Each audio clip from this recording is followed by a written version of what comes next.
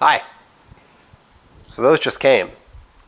And slightly bummed, but also excited at the same time. And I'll tell you why. So recently, Obsessed Garage has been doing something called an audio sale. And Matt has been trying to talk about a bunch of different speakers and products and get rid of some inventory and try to clear out some of the things that they have in their warehouse to get ready for some expansions. So during that process, I decided to upgrade my subwoofer in my garage. I currently have an SVS SB1000, so I ordered an SB3000. It was an open box. I got 25% off of it, so that's a pretty significant discount on a product that's not really regularly discounted. And it's open box, meaning that Matt opened it for testing, took a couple pictures of it for the website, and then boxed it back up, and they're sending it to me. I also ordered a pair of Dynaudio LYD5s, which are a powered speaker. They're like a good computer speaker, powered monitor. And I saw that I ordered all of this at the same time, and I saw that two things had shipped, and my assumption was that the LYDs were together in one box and the SVS was together or by itself in another box, and I had two packages on the way. I was like, cool. But I received both of the LYDs, and the SVS isn't here yet, probably because they're still testing it, so they haven't shipped it yet. So we're going to unbox the LYDs. I'll just do one of them here on camera because they're both the same. This one, UPS apparently punted the box or something. There's a nice dent in the side of it, so we'll see how it is. But these are double boxed anyway, so I don't think that I'm going to run into any sort of issues. So here's how it comes. The Dynaudio LYD5, there's like this lock on the front of it. So it's in like an outer box. And then there's this like lock. So okay, so this comes out, it looks like. And then does this, all right, well, this has to be cut. There's no choice.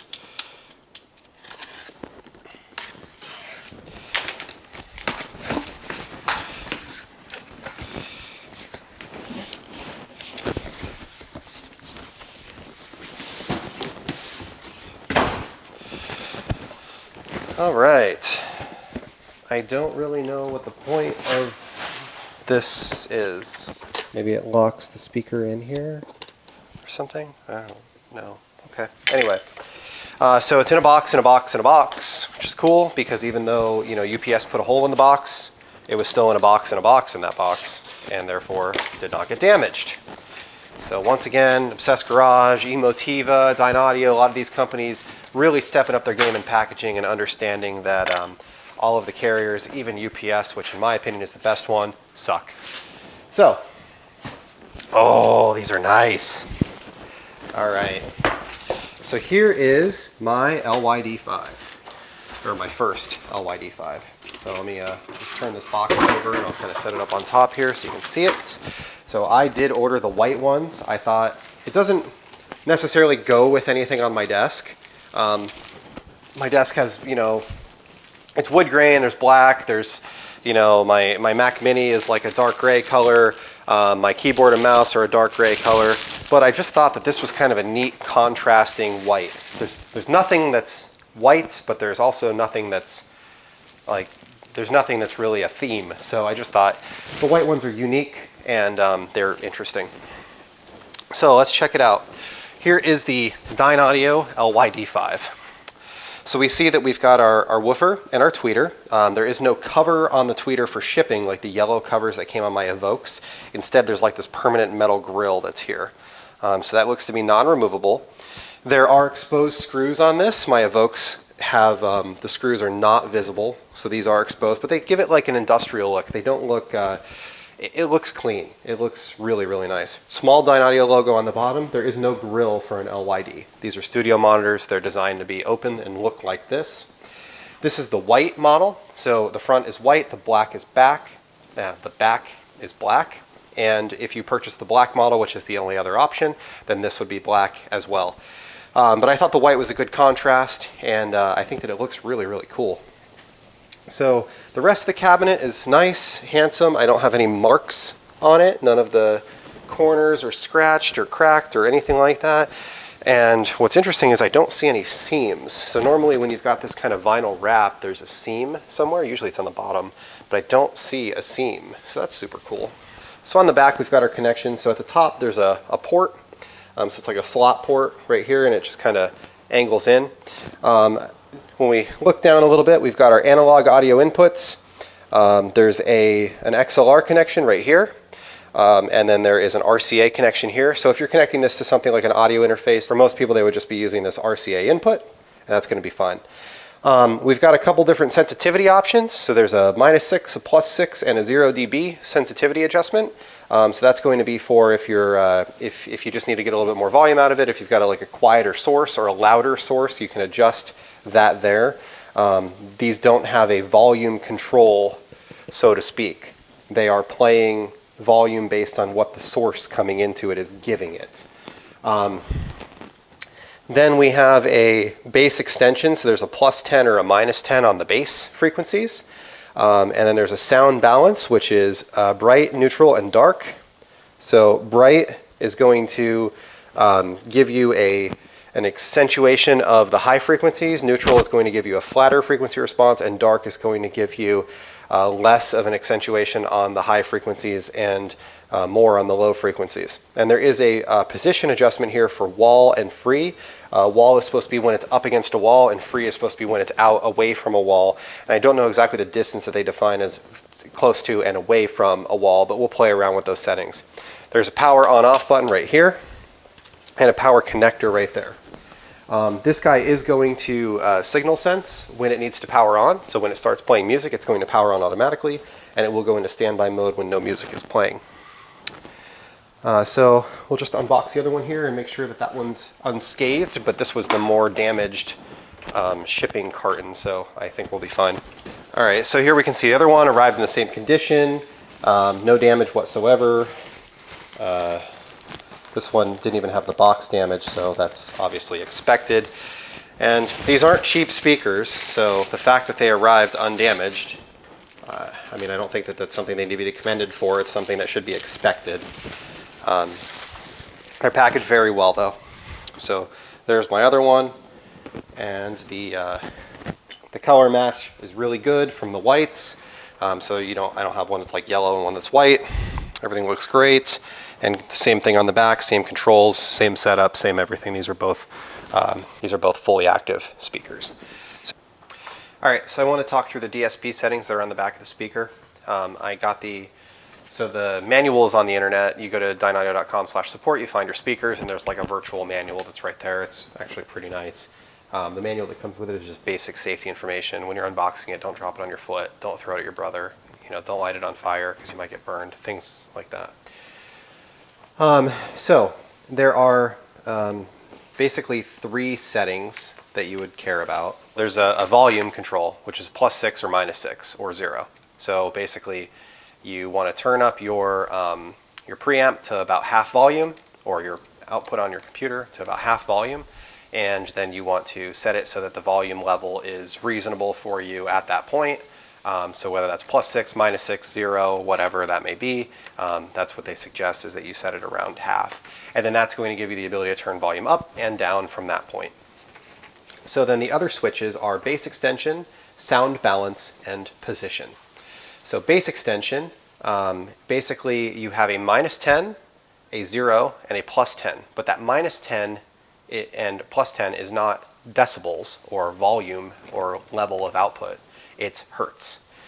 So basically what you're saying is if you move it to -10, then it's going to play lower frequencies. If you move it to +10, it's going to cut off more of the lower frequencies. So really this is like, do you have a subwoofer? Do you not have a subwoofer is the way that I would translate that. Because low frequencies take more energy to reproduce than high frequencies. If you remove some of the low frequencies from the speakers, they're going to play more efficiently for the high frequencies. But really, if you don't have a subwoofer, then you need it to play the low frequencies. You're not going to have any bass.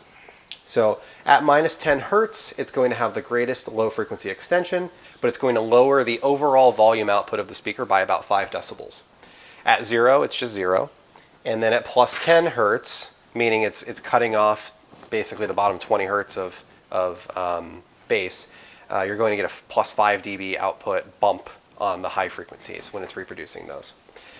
Most professional audio mixers tend to mix at relatively low volumes, so the greatest amount of bass extension can be used. As you increase the playback volume, you may need to reduce the amount of bass extension in order to prevent overdriving the loudspeaker.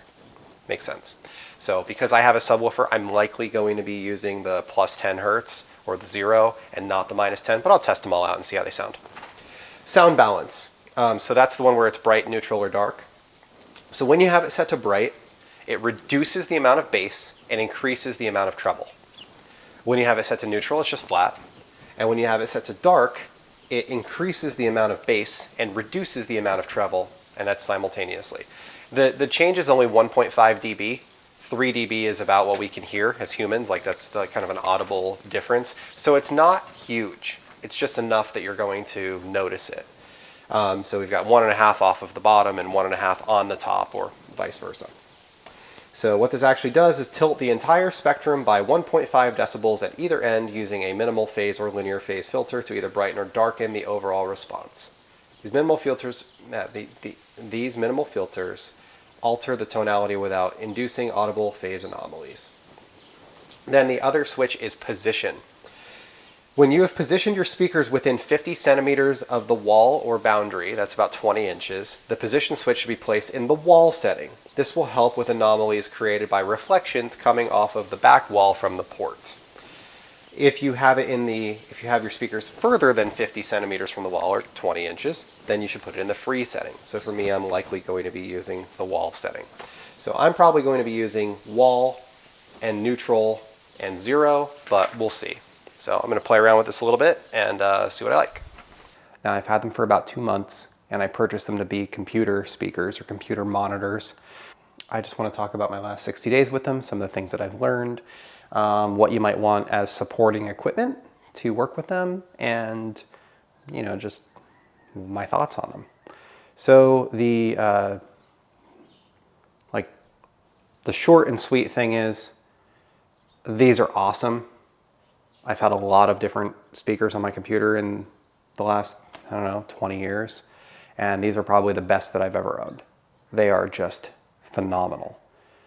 So if you're on the fence, I very highly recommend at least trying them out and seeing for yourself, but they are really, really, really good. So I bought these, I unboxed them on camera, I went and set them up at my desk, and I have a Mac Mini with just a normal desk with a Mac Mini that sits underneath it. And the way that I had originally set them up was I have a Mac Mini and I have an SVS subwoofer. The SVS is an SB1000. So I went from the Mac Mini to a Schiit Modi, from the Schiit Modi to a Schiit IE Magni, which is the Modi is the DAC, or digital analog converter, and the IE Magni is a headphone amplifier / preamp. I went out of that with RCA connectors to my subwoofer, and then I went with RCA cables from my subwoofer to the speakers. And what I immediately noticed was that they sounded great when I had music playing. But when I didn't have music playing, I had like a very quiet hiss that was coming out of the speakers, or a very low hum. Like I could hear noise from things around me. So I tried adjusting my speaker, or I tried adjusting my cable placement. I tried a couple different sets of RCAs. I used a set of like triple shielded Stinger RCAs that are designed for car audio and bad electrical interference. And I was able to make some minor improvements, but not make it go away. So what I found as the solution to that was I got myself a set of cables that were RCA on one end and XLR on the other. So if you look at the backs of these, on the back you'll see they have two inputs. They have an RCA input, which is right here, and then they have an XLR input right here, which is a 3-pin. Now the XLR input is designed to be what they call a balanced input, and balanced inputs have noise rejection as part of the design of a balanced connection. What's strange for me, and the part that I can't really understand, is that when you're using an RCA to XLR cable, you're not getting the benefits of that noise rejection because it's not a balanced source. It's an unbalanced source into a balanced device. So I don't really know why, but when I switched those cables out, my problems went away. and I stopped getting noise, and the things were quiet. They sounded fantastic. I was really happy with it. So then I decided, okay, well, I'm going to upgrade my source to something that really supports balanced, and I'm gonna lean into this. So I ended up buying this Schiit Jotunheim. So that's what this is right here, the Schiit Jotunheim. So the Jotunheim is a DAC and a preamp. So I have the built-in DAC card, which is right here, and I have, there's like inputs. These are balanced inputs, and regular single-ended inputs, as they call them, are unbalanced inputs, and then they have outputs, balanced and unbalanced outputs, and this is a truly balanced device. So I went to that, and then I used just XLR cables, XLR directly to these, and I connected the RCAs directly to my subwoofer, and these things are magical. They are fast, they are accurate, they have punchy bass, they are loud and clear, and they are so incredibly loud and clear when you crank them up. They are some of the best speakers that I've ever heard, and especially at their size, they are just remarkably good. So my current configuration, the way that I have it set up, I have my Mac Mini. I've got a USB cable that's plugged into my Mac Mini, and the other end of it is plugging into my Schiit Jotunheim right there. I have the built-in DAC in the Jotunheim. That's an option, but the DAC is the 9028. They have two different ones. So I have the 9028. And then coming out of this, I'm not using anything else on the input side, just that USB connection, that's it. On the output side, I use the RCA outs down to my SDS subwoofer because that doesn't have XLR connections. So I have from here directly to my sub, and then from here directly to the speakers. And I'm using the XLR inputs on the speakers. Now, one thing that I also did is I ordered custom length XLR cables. So I ordered these from a company called Dynaudio LA, and I'll put a link to them in the description as well. I'm not an affiliate of Dynaudio LA. I'm not an affiliate for Schiit. I do get kickbacks if you buy the Dynaudio speakers from Obsessed Garage. So if you did want to try them out, please buy them from Obsessed Garage because it'll help me out. But this is a 1.5 foot XLR cable that I ordered from Dynaudio LA, and this is a 6 foot. So you can get them any length that you want to. They have like from 6-inch all the way to, I don't know, a couple hundred feet. They have a couple different cables. They have a couple different ends. They have a couple different this or that. But you can kind of custom make whatever you want to. So this is a 1.5 foot cable.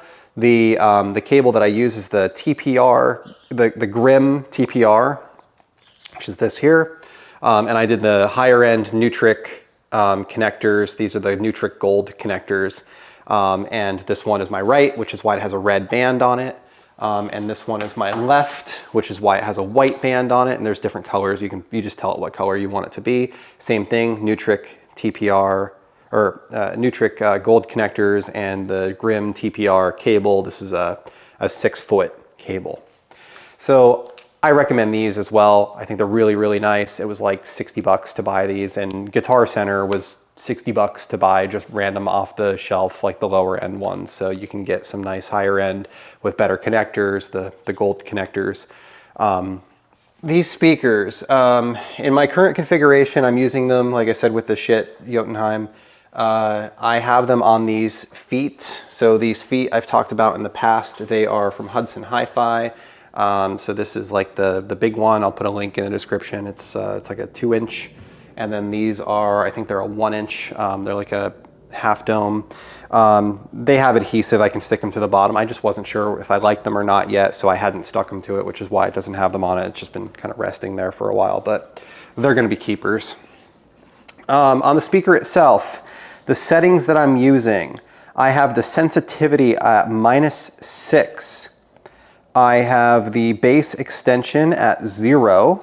I have the sound balance at neutral, and I have the position as wall because they are up against my wall on my L-shaped desk. And I'll show you a picture here of kind of what the desk looks like and how everything looks on it. So honestly, to say that I'm happy with these has been an understatement. They're really, really good. Like, every other pair of speakers I've ever purchased, I kind of kept my old speakers and just put them off to the side and tried the new ones, tried the old ones, went back and forth and like tried to figure out, was this better, is it not, you know. When I plugged these in and listened to them for the first time, it was like the same day I listed my old speakers on eBay. Gone. Like, these are so incredibly good that they're just unquestionably a fantastic sounding speaker. You know, honestly, the worst part about them is for me to find time to listen to them. Like, they're just so good. No matter what I play, no matter at what volumes, they reproduce sound accurately. They blend really well with the SVS SB1000, and they can get uncomfortably loud very, very easily. And they're just like, oh, you want some more? I can give you some more. Like, they're just so good. I think the Jotunheim is a great match for them. Honestly, I usually have the volume somewhere around, like, it starts down here. I'm usually right around where this is at right now. It's like, we'll say 10 o'clock. You know, it goes all the way around over here. And I have these, like I said, on sensitivity -6. So they go up another 0 and then +6. There's another 12 dB of gain. And I don't know what you know about decibels, but 10 dB is basically a doubling of sound output. And then this also has a high and a low setting on it for gain, and I have it at the low setting. So like, there is a tremendous amount of headroom in these speakers. They can get very, very, very loud, like unreasonable levels of loud. But what's great about them is, even at low volumes, they still sound really good. The one very minor thing that I will say, just for you to be aware of, is that they have an automatic turn on mode. So you can set it on or auto. So it's just always on, or it's automatically turns on when it senses sound, and then it automatically shuts off when it doesn't play sound for a length of time. I found that the sensitivity to playing sound is low, meaning I have to play sound for a couple of seconds before they will turn on. It's like, I don't know, it's maybe 3 or 4 seconds before they finally like turn on and start playing the music. So that can be annoying. If you're listening to music all day, it really doesn't matter. They just stay on, they do their thing, they work really well. If you're just playing music, that's fine. I'm using them on my computer, and I do other things on my computer. I work, I do Zoom meetings, I have other things. So what will happen with me is I'll start a Zoom meeting, and then I'll join, and the other person will see me, and they'll start talking, and I won't be able to hear what they're saying for a couple of seconds because these are still turning on. So what I started doing is just leaving them on, leaving them in the fully on, always on mode. And that's been perfectly fine. I don't notice any hissing out of them. I don't notice any noise out of them. Once I switched to the XLR cables, I had none of those problems. Something to understand about XLR cables: when you're using an XLR source like this, that's fully balanced outputs. Not every XLR output is balanced, but on the Jotunheim it is. So when you're using a device that has balanced outputs, they send the signal down the cable, and they also send the signal inverted down the cable. So you've got these two signals that are supposed to be the same thing, and they're going down the cable, and at the end they uninvert and they cancel out the noise from those two signals.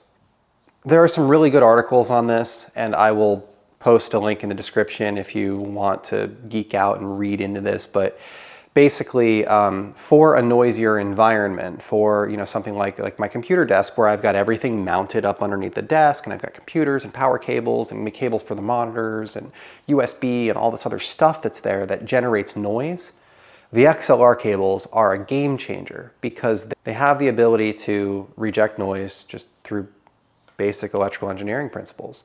And because of that, I think that they're a fantastic addition to any desk. I think that if you can float the amount of money that they cost and you can get over that piece, I would not second guess buying these. They are just so incredibly good. And I could definitely see these being something that you end up keeping for a long, long time. I have the Dynaudio Evokes in my garage, and I have a nice amplifier that runs them. I'm using a Schiit LYD, and I actually have an NAD C388 here that I'm testing as well, and I'm kind of going back and forth between the two of them. These are so good that they make me wonder what the LYD8s would have been like for my garage instead of doing the Evokes with the amplifier. Like, they're just incredible, and they're very simple, and they work very well, and they're kind of a set it and forget it type of situation. So anyway, I don't need to belabor this anymore. Realistically, what I'm saying is these are really good. I highly recommend buying them. I think they look fantastic if you're okay with the grill-less. Like, they don't come with a grill, so if you're okay with how this looks, I personally think they look fantastic. I like the white fronts. They make them in all black as well. I think that a very good add-on is something like the Schiit Jotunheim. I mean, I know there are other DACs out there as well. You can do, you know, Schiit makes regular DACs as well as different headphone amps, but you really need something like this that has a headphone or a DAC and a preamp all in one, because you need the volume knob. You need to be able to adjust the volumes, because these don't have adjustable volume knobs. There's no knob on the front. There's no power button on the front. All the controls are on the back. So, you know, really you have two choices. You either use a unit like this that gives you volume control through a preamp, or you use like the regular headphone out on your, you know, your desktop computer, your Mac Mini, whatever you're using, use the headphone out and you just feed directly into these with RCAs. I think that that's going to lead you to a noisier experience and a lesser audio quality. But, you know, if it was a matter of like, I just need to do that temporarily until I can afford something like the Jotunheim as an add-on, then, you know, I think that it's probably an okay stopgap for a little while, and you'll really appreciate the Jotunheim when you get it. All in here, I want to say these are about 1,500 bucks for the pair. I can't remember the price off the top of my head. I'll have to look them up. The Jotunheim is 500, and the cables, I want to say they were like $60, something like that, to have those made, both of them together. And like I said, I mean, you can get XLR cables from a lot of different places. Guitar Center is a pretty popular chain that happens to be all over the United States. So if you've got one of those local to you, you could pick up XLR cables from them as well. I was able to get higher quality cables, or what are supposed to be higher quality cables, with better connectors from this Pro Audio LA company, and they're custom made to the lengths that I chose. And they were, you know, created for me and shipped to my door. It took me about 2 weeks to get them, between when I ordered them and when I received them, because they manufacture them for you and then they ship them out. So it was like exactly 14 days from when I ordered them to when they actually arrived at my door, which I don't really think is bad. They say on their website it takes 2 weeks for them to build them. So they actually shipped them a couple days early, and then I received them a couple days early. All of that being said, they are based in LA and I live in California. So I'm like, I guess I'm 2 days away from them by FedEx. Any other carrier, I would have been 1 day away from them, but FedEx somehow, they have the ability to make something take 2 days when it should only take 1. These are awesome. I highly recommend checking them out. And I don't know that they'd be a bad idea in the garage. I really don't. I think they're really good. So I'll post links in the description to the cables, to the Jotunheim, to the Dynaudio speakers, to the Hudson Hi-Fi feet. And if you have any questions, you know, feel free to post some comments in the chat, and I'll do my best to answer them as best I can. I'm not an audiophile. I'm a person that really likes audio though, and I've had a lot of speakers in my life, and I've never had any that immediately impressed me as much as these do. The Evokes are better, but they are like double the money, because the Evokes are more than just these speakers. Then you still need an amplifier and a DAC and everything. Like, you still need more stuff to make those work. And these as a self-contained unit are just unbelievably good. So anyway, thank you for watching and have a great day.